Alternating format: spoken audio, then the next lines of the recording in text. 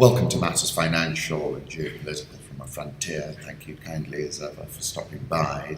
Let me start by offering you up a link of an inside story I did a couple of days ago about the widening economic gap. This Oxfam story that 8 people control the same amount of wealth as 3.66 billion. And it wasn't that feisty, but it was an interesting discussion. So if you have time, do take a look. Macro thoughts. Theresa May, I felt yesterday, threaded the needle with some elegance, and the pound strengthened against all its major counterparts, bounced up to about 124 after her Brexit speech. And I think that price performance is telling us that the journey lower for the pound is not going to be that straightforward anymore. It's down 20%, for goodness sake. Pound had one of its best one-day gains against the dollar since 1993. After her speech, she's promised a parliamentary vote as well. That adds an interesting wrinkle to the whole matter, but I suspect, given the global trend of the zeitgeist, that actually, when it's put to the vote, it will pass. And I thought she was extremely elegant, and I thought it was quite a tough mission that she embarked upon, and in my view, probably nailed her colours to the mast, in the sense that she came in somewhat accidentally, as it were, but she very much looks the Prime Minister now. Home thoughts, I like this photograph from Kenya. Pics, sunrise over Lake Michelson on Mount Kenya. President Obama to the girl from the South Side who took on a role she didn't ask for and made it her own. Happy birthday, Michelle. I love you. And he's really, what an elegant fellow, I must say. Politics aside, he's such a gentleman. Everything can change at any moment, suddenly and forever. You can't put your feet on the ground until you've touched the sky. There's hope for everyone. That's what makes the world go round. Paul Auste. NASA astronaut Gene Cernan was the last man to walk on the moon. He's died. May he rest in peace. I couldn't resist this. Why are flights taking longer now than they were in the 1970s? You'll have to look at that link. The truth of the story lies in the details. Paul Auste again. In the end, each life is no more than the sum of contingent facts, a chronicle of chance intersections, of flukes, of random events that divulge nothing but their own lack of purpose. And one final one. I walk around the world like a ghost, and sometimes I question whether I even exist, whether I've ever existed at all. President Xi JinPing laid the blame on war and conflict, not on globalization, and it was really ironic, wasn't it, that a Chinese leader should be defending the whole globalization story. But then, of course, they were the biggest beneficiaries of that globalization trend. If you strip out China out of the data, the story is not so extraordinary. Really, the Chinese story of lifting so many millions out of poverty was a direct consequence of plugging themselves into that globalized world. Donald Trump's pick to lead the Interior Department says climate change is no hoax. On the 8th of March 2014, flight MH370 vanished from radar shortly after takeoff from Kuala Lumpur en route to Beijing. They've now decided to stop looking for the debris. And in August that year, 2014, I wrote the signal announcing this new arrhythmic normal was the disappearance of MH370.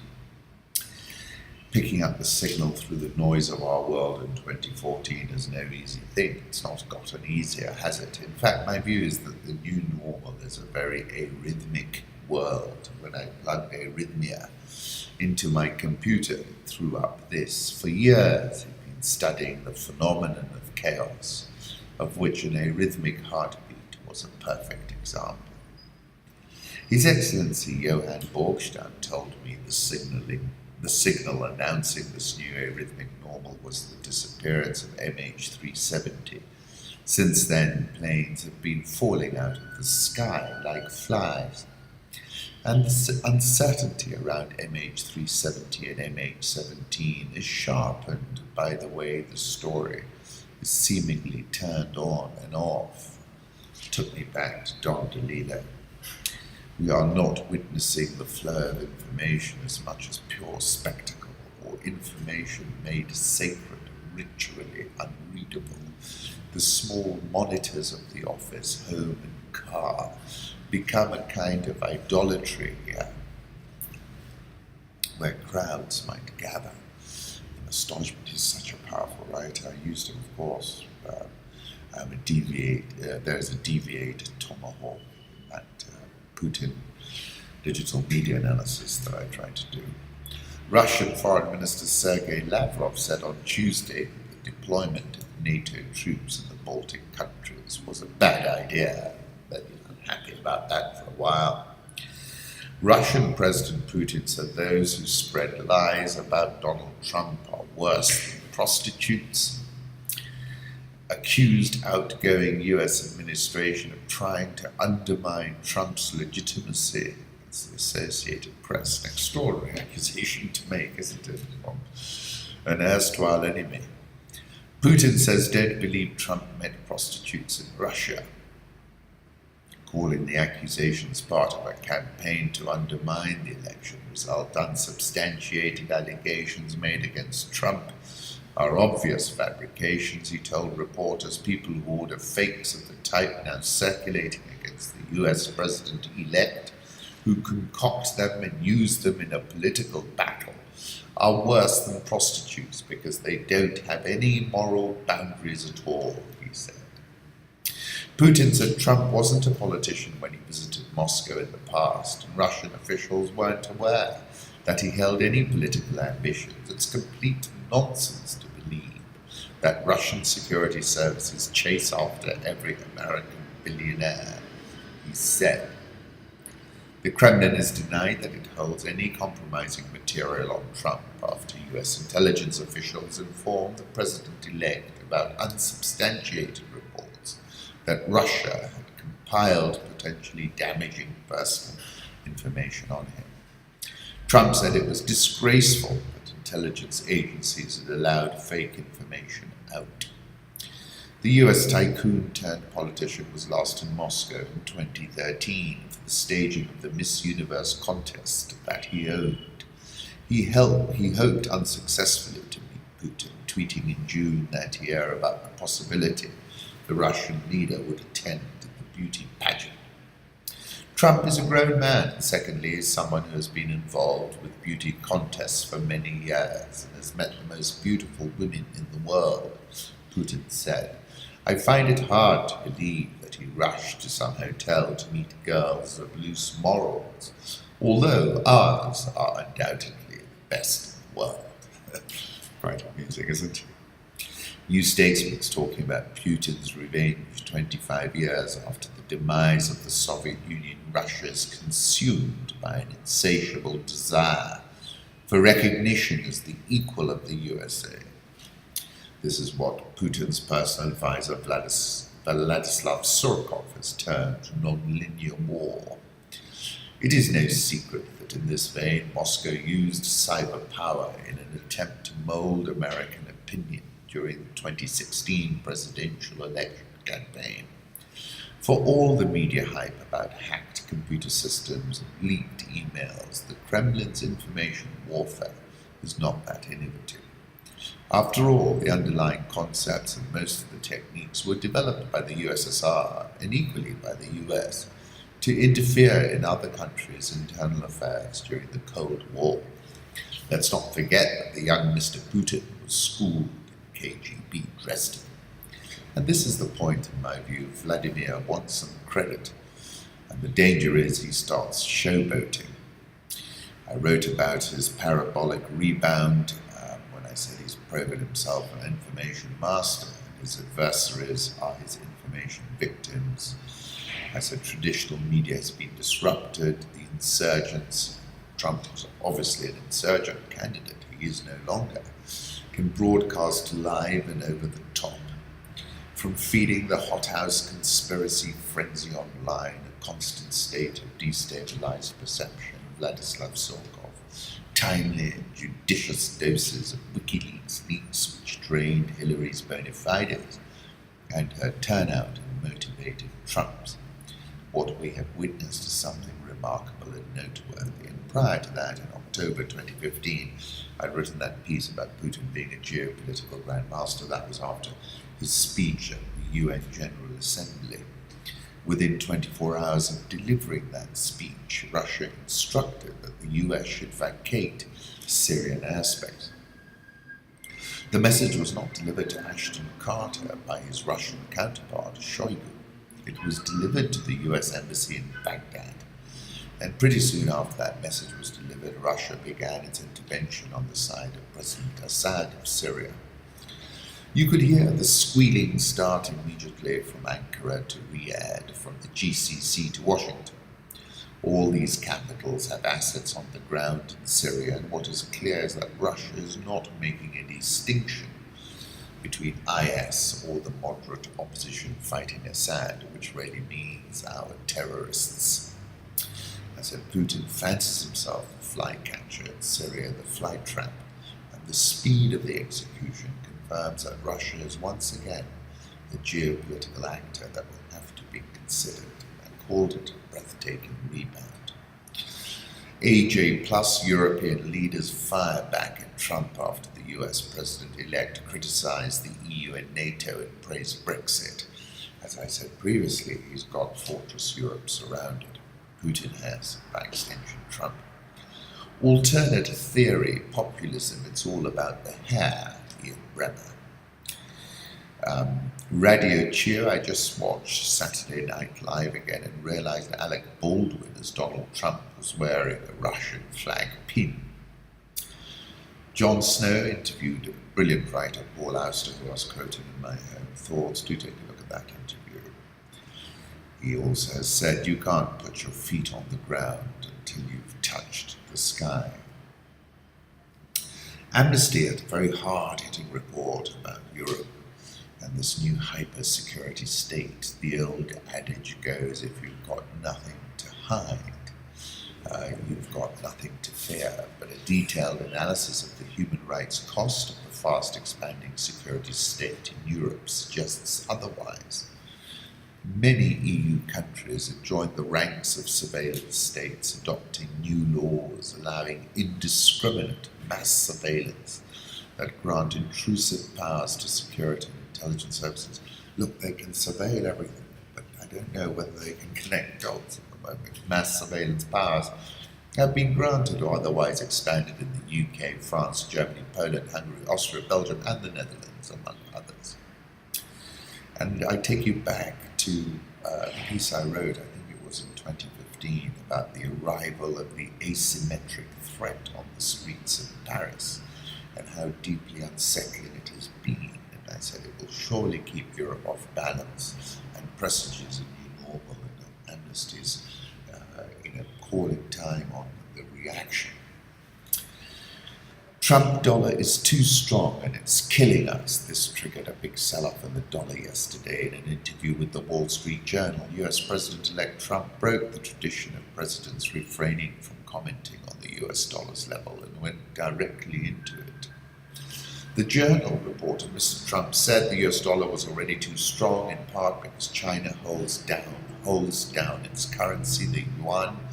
Our companies can't compete with them now because our currency is too strong and it's killing us, he said. The yuan is dropping like a rock, Mr. Trump said, dismissing recent Chinese actions to support it as done simply because they don't want us to get angry. This obviously triggered sharpened profit-taking in the dollar. Interesting piece on Bloomberg. Trump's open-mouth operations make Twitter key for FX traders. Traders in the $5.1 trillion a day foreign exchange market should put Trump's Twitter account at the top of their daily reading list. That's the advice of David Wu, foreign exchange rates and emerging market strategist in New York and the Bank of America. And he's absolutely right. The Bloomberg Dollar Spot Index, which measures the greenback, has fallen for the last 3 weeks as traders question the sustainability of some of the most popular wagers on Wall Street since Trump's election victory.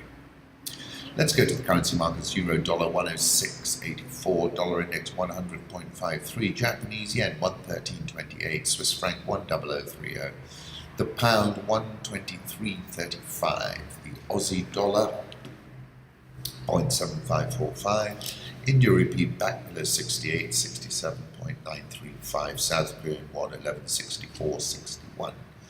Real 321.12, that's behaved very well after that bigger than expected rate cut. The Egyptian pound has firmed to 1870.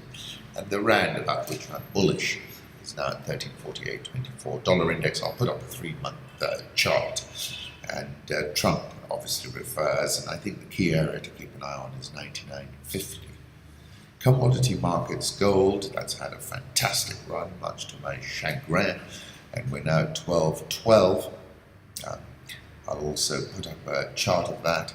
It's Brexit plus Trump is equal to winning streak for gold. This is Bloomberg Commodities. Crude oil, $53.42.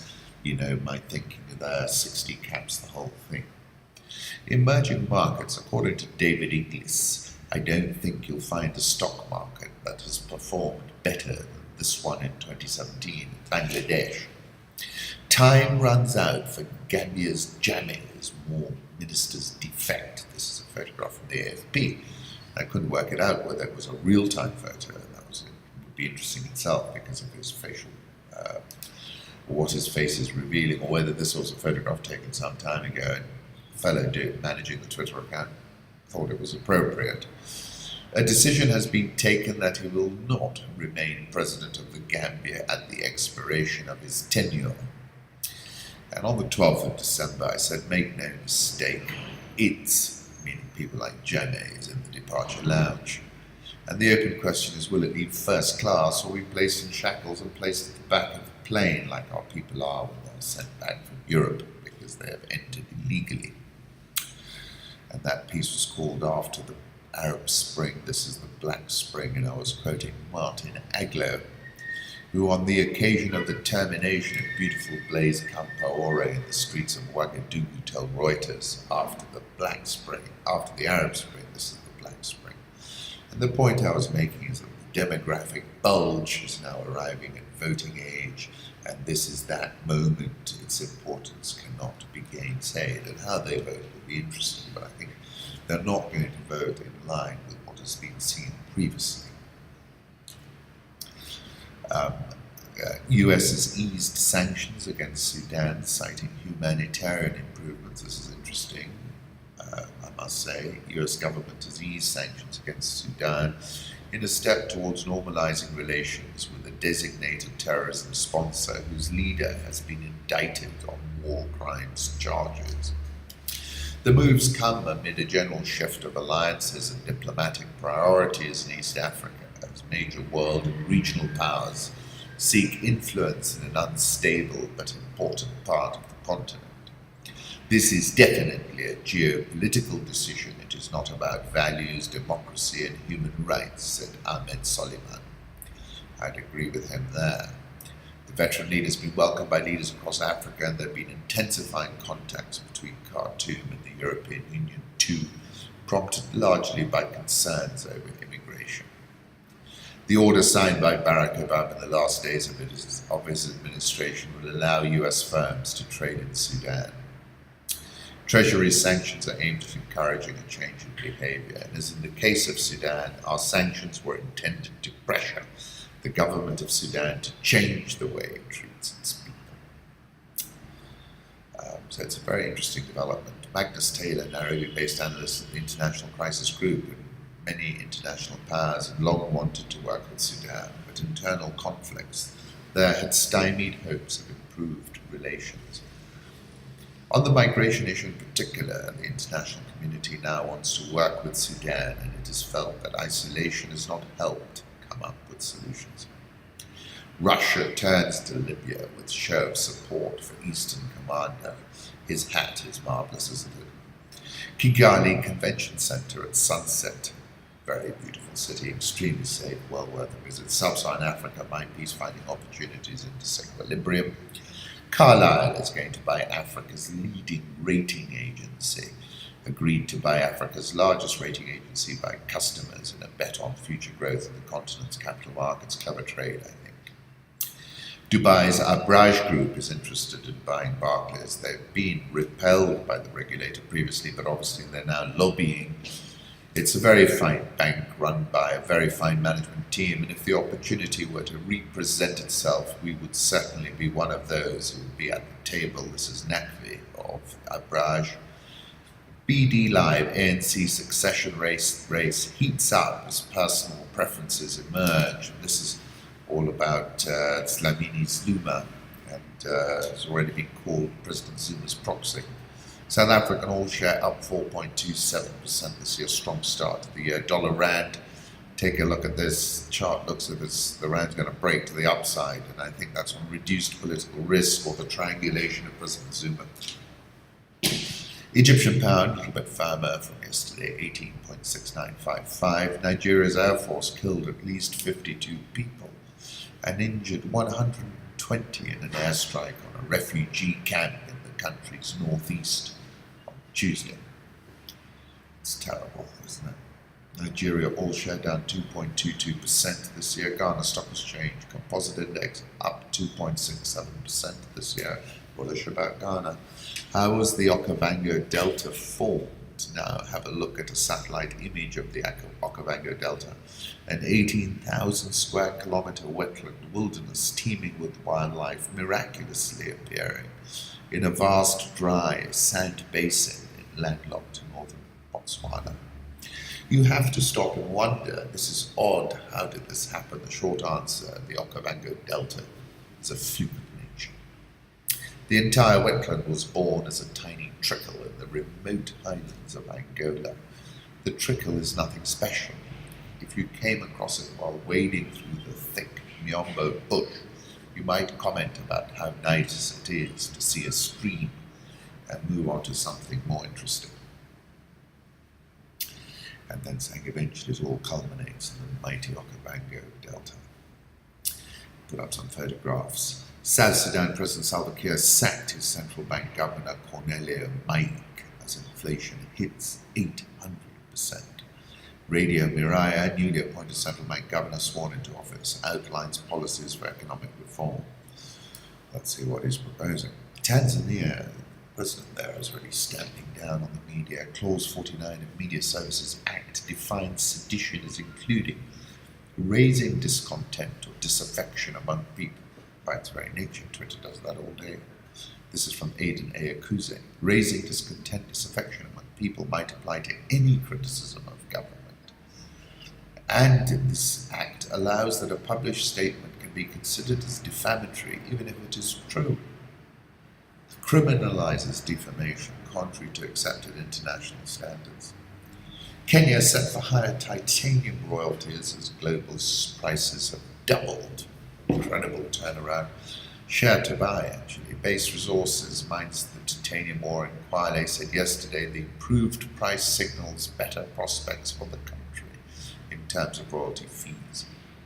In 2015, the firm paid royalties amounting to $260.7 million, and this is expected to rise as operations increase in 2017. Royalties are paid based on sales, and the improved market conditions for ilmenite will be good news for Kenya, as it means there will be more royalties from the revenues we make from the sales of base titanium. External Affairs Manager Simon Wall. Kwale-based miner exports ilmenite, which is an ore of titanium iron oxide that is used in the manufacture of paints, plastics, paper, sunscreen, cosmetics, and fabric pigmentation. The mineral was trading at a low of $60 a ton in June, now is trading at $140 a ton, a more than 130% growth. Tea production in the country has decreased by 30% in the last 5 months due to a prolonged dry spell. Kenya shilling was last trading at 103.93. We're expecting a small rebound here now that the dollar is losing some ground. Kenya's stock exchange is the world's worst performer so far this year. Kenya stock prices are at more than 3-year lows. They're at more than 4-year lows, may have further to fall. Shares at the Nairobi Securities Exchange have dropped 6.9% since Jan 1, extending last year's 8.5% drop. Because of issues around volatility in the markets, most pension schemes over the past 2 years have lost value in their equity holdings, so they want to play a bit safe. This is the NSE CEO, Jeffrey Odundo. Interest rates have historically given them a better performance, and that is why they are willing to buy government paper. Kenya Stock Exchange is the world's worst performer so far this year, with a decline dragging valuations in the weakest since 2009. The recent decline may present a buying opportunity for investors, particularly liquid stocks, Safaricom, EABL, KCB. That's exotics. We see it bottoming at some point, says Odundo. The NSE, of course, issued a profit warning last year when it said full year earnings will drop by at least 25%. So we're going to get derivatives, we're looking at new products around exchange-traded funds, global depository receipts. A lot of focus around new product will create new feel around the stock market and make our markets more attractive to international investors, given the kind of products we are bringing on board. Nairobi all-share fell 0.14% yesterday. It's currently down 6.94% at a 45-month low. I wrote a piece over the weekend, a brutal start to 2017 at the NSE, but I think we're near the bottom here. NSE 20 fell 0.87% yesterday. It's down 8.05% this year and 2008 low. Yesterday, Safaricom, which was down 6.266% year to date, closed unchanged. Price action might be signaling the downdraft is now exhausted. The share is badly oversold. Standard Chartered surged yesterday in Hong Kong, 5.8%. As a hedge against Brexit, but we didn't see a similar reaction here. It was unchanged. KCB was up 1.85%, Barclays down 1.86%. Kenya Re was strong, on strong volume, up 3.44%. Big news internationally was, of course, BAT buying the rest of the shares in RJ Reynolds that they did not hold. BAT here followed on its previous sessions, 5.88% bounce with another 1% rally. It's unchanged year to date. It's got plenty of headroom in the context of that takeover that we've seen. Once again, I'm really grateful to you for stopping it by, and thank you.